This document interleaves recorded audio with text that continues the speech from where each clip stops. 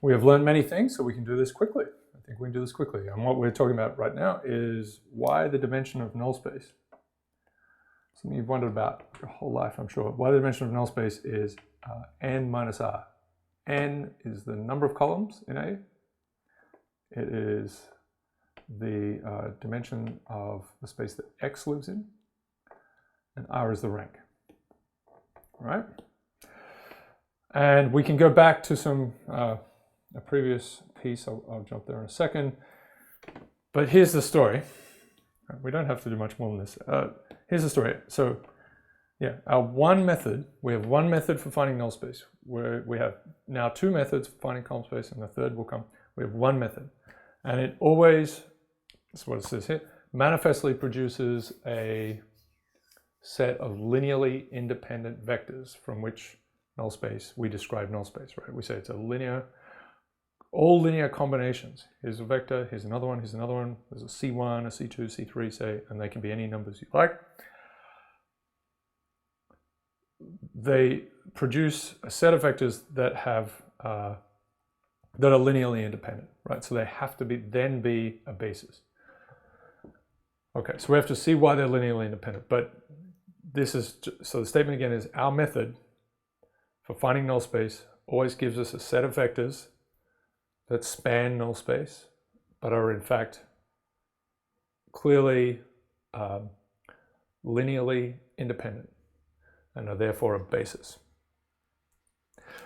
Okay, so what I've done here is put them, for Inigo and Physic, I've just put these are the vectors that we came up with. So -2, 1, 0, and -1, 0, 1. So all linear combinations of these. So let me note that. These are vectors that span null space of A. We put them in this thing, we call it capital N. I'll go back to this other piece in a second.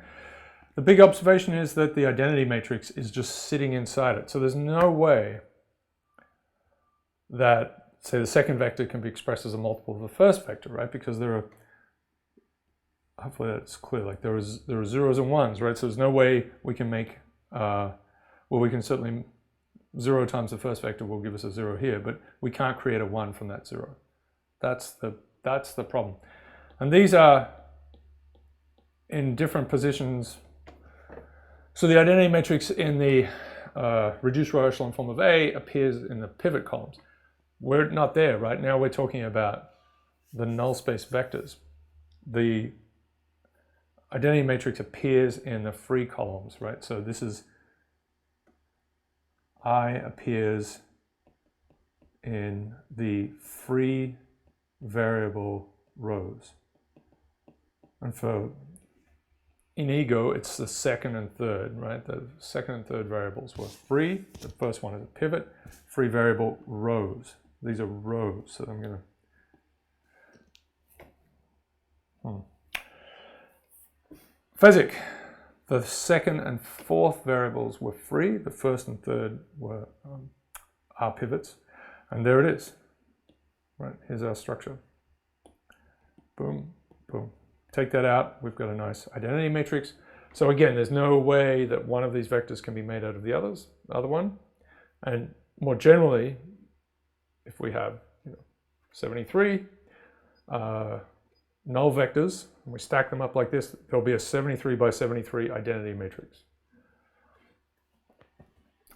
And the width of this thing is always, the dimension of this is, so this is important, the dimension is always n minus r, right, equals the number of free variables.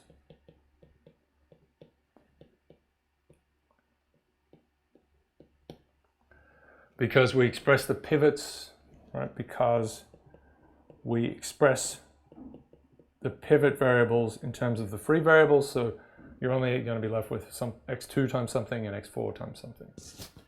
Express the pivot variables, always the same. The monks told us, monks, I'm getting ahead of myself. We express the pivot variables in terms of the free variables. The free variables always when finding the null space of A.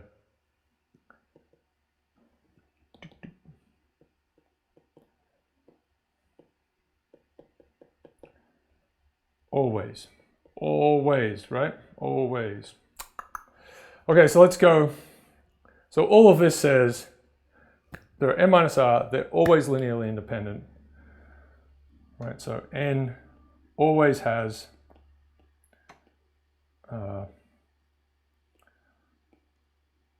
n minus r columns that are linearly independent.